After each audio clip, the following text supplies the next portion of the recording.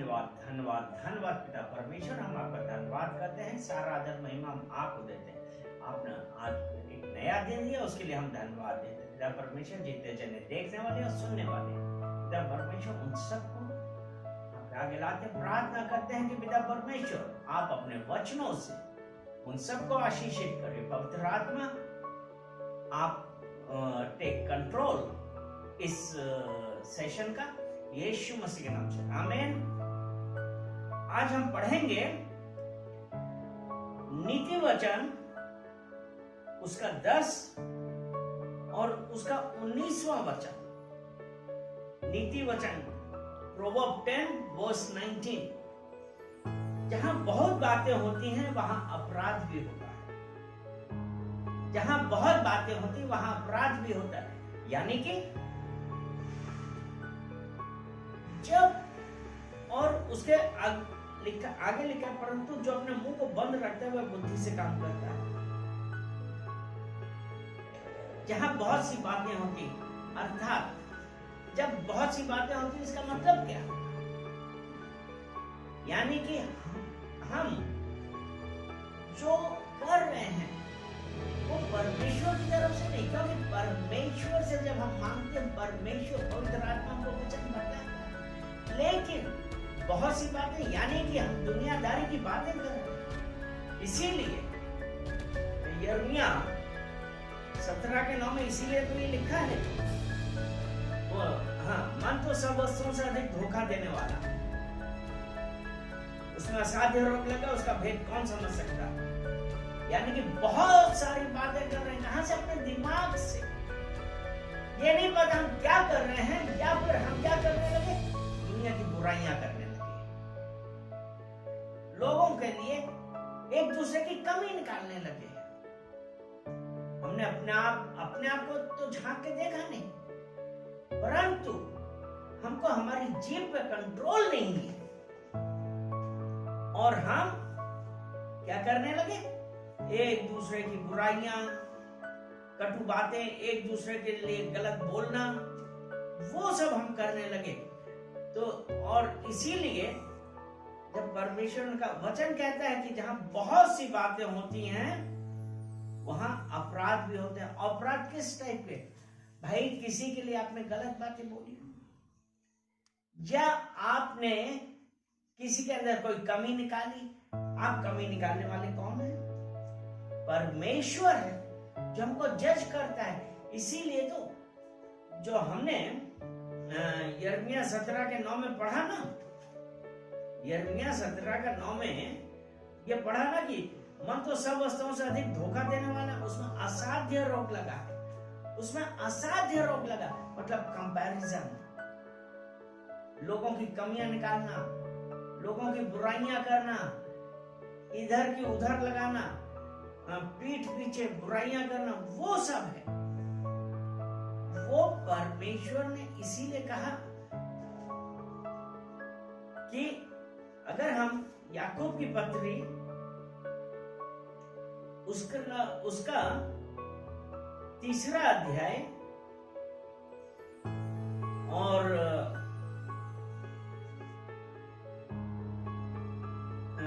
उसका 3रा अध्याय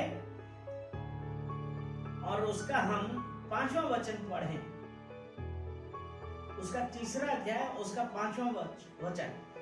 वैसे ही जीभ भी एक छोटा सा अंग है और वह बड़ी बड़ी डींगे मारती है। देखो, थोड़ी सी आग से कितने बड़े वन में आग लग जाती है। जीभ भी एक आग है। जीभ हमारे अंगों में अधर्म का एक लोक है और सारी देह पे कलंक लगाती है और जीवन गति में आग लगा देती है और नरक उनकी आग से जलती रहती है। और 7वां वचन कहता है, क्योंकि हर प्रकार के वन, पशु, पक्षी और रेंगने वाले जंतु और जलचर तो मनुष्य जाति के वश में हो सकते हैं और हो भी गए, पर जीभ को मनुष्यों में से कोई वश में नहीं कर सकता। वह एक ऐसी बला है जो कभी रुकती ही नहीं, वह प्राण नाशक विष से भरी हुई है। देखा, जहां बहुत सी बातें होती हैं भगवान सब वस्तुओं से अधिक धोखा देने वाला। और बातें कहा मुंह से, यानी कि जीभ का उसमें एक इंपॉर्टेंट रोल है, क्योंकि अगर हमारी जीभ नहीं होगी तो हम तो बोल भी नहीं पाएंगे। और यहाँ पे वचन यह बतलाए कि जहां बातें बहुत होती वहां अपराध है, और यहाँ जीभ का बतलाया कि जीभ एक छोटा सा अंग है और वह बड़ी बड़ी डींगे मारती है। मतलब है तो हम कुछ नहीं, लेकिन इतनी बड़ी बड़ी बातें करने लगे, एक दूसरे की बुराइयां न लगाने लगे। लिखा है ना, जीभ भी एक आग है, जीभ एक आग है। एक दूसरे की, एक की जाके उससे बुराई कर दी, उसकी जाके उससे बुराई कर दी, उसकी जाके तीसरे से बुराई कर दी, और लोगों के बीच में हमने प्रेम की जगह क्या किया? घृणा फैला दी। और जबकि परमेश्वर ने कहा कि हमारा काम क्या है? प्रेम करना, क्योंकि परमेश्वर ने जगत से ऐसा प्रेम किया, परमेश्वर ने हमसे प्रेम किया। अब हमारा क्या है? हम भी प्रेम कर रहे हैं। लेकिन अगर जीभ वश में नहीं है, यानी कि हमने अपने आप को अगर प्रभु को समर्पित नहीं किया है, तो हमने क्या किया? अगर प्रभु के हम नहीं है तो हम किसके हैं? हम इस दुनिया के हैं, इस संसार के हैं, और जो इस संसार का है वो परमेश्वर से नहीं है। क्योंकि अगर हम पहला यूहन्ना उसका 2:15 जब हम पढ़ते हैं, तुम ना तो संसार से और ना संसार में की वस्तुओं से प्रेम रखो, यदि कोई संसार से प्रेम रखता है तो उसमें पिता का प्रेम नहीं है। संसार से प्रेम रखने के लिए, अगर हम संसार से प्रेम रख रहे हैं तो हमारे पास परमेश्वर का प्रेम नहीं है। यानी कि हमारा क्यों नहीं है? क्योंकि हमारी जीभ हमारे वश में नहीं है। हालेलुया। तो जीभ उसका, क्योंकि जीभ अधर्म, जीभ एक आग है, जीभ हमारे अंगों में अधर्म का एक लोक है, सारी देह पे कलंक लगाती है और जीवन गति में आग लगा देती है, और नरक कुंड की आग से जलती रहती है। ये जीभ हमारे कितनी जरूरी है, इसमें कंट्रोल करना, तो इसीलिए ना, क्योंकि इसी याकूब 3:10 जब आप पढ़ते हैं, एक ही मुंह से धन्यवाद और शाप दोनों निकलते हैं। हे मेरे भाइयों, ऐसा नहीं होना चाहिए। क्या सोते कि एक ही मुंह से मीठा और खारा जल दोनों निकलता है? इसलिए हमको क्या करना है कि हम अपने आप पे कंट्रोल करते हैं। इसीलिए अभी यही याकूब ही आज पढ़ते हैं, देखिए